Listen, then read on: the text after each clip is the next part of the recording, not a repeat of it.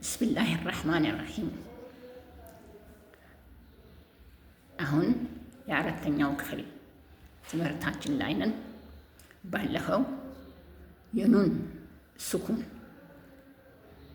ልዩነቱን ከሌሎቹ ስኩኖች መለየቱን ተምረን ነበረ።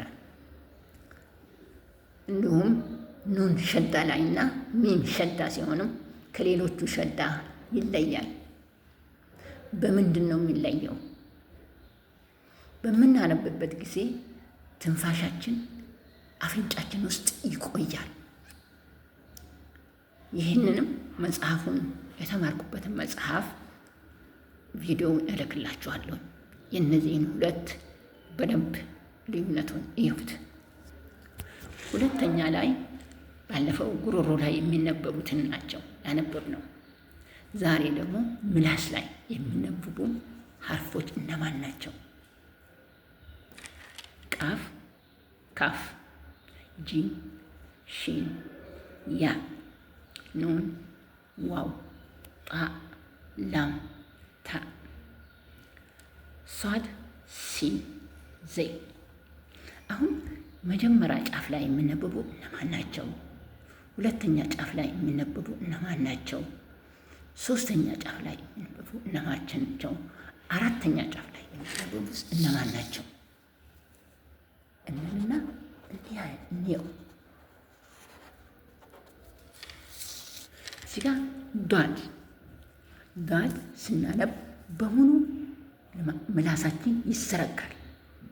እንደምታዩት በቀስት እንዳሳየኋቸው ዷድን በምናነብበት ጊዜ ምላሳችን ሙሉ ለሙሉ ይዘረጋል ከጫፍ እስከ መጨረሻ ማለት።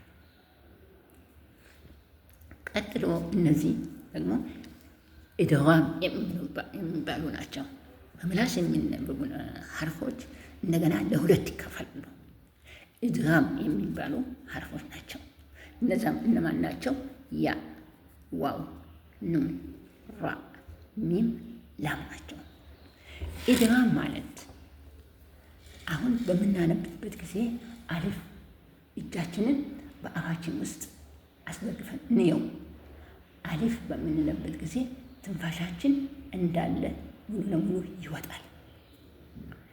ያ በምንልበት ጊዜ ትንፋሻችን አፍንጫችን ውስጥ ነው የሚቀረው። ልዩነቱ ይሄ ነው። የበለጠ ደግሞ መጽሐፉን ቪዲዮ ኮፒ አድርጌ እልክላችኋለሁ። በደንብ ይዩት መጽሐፉን።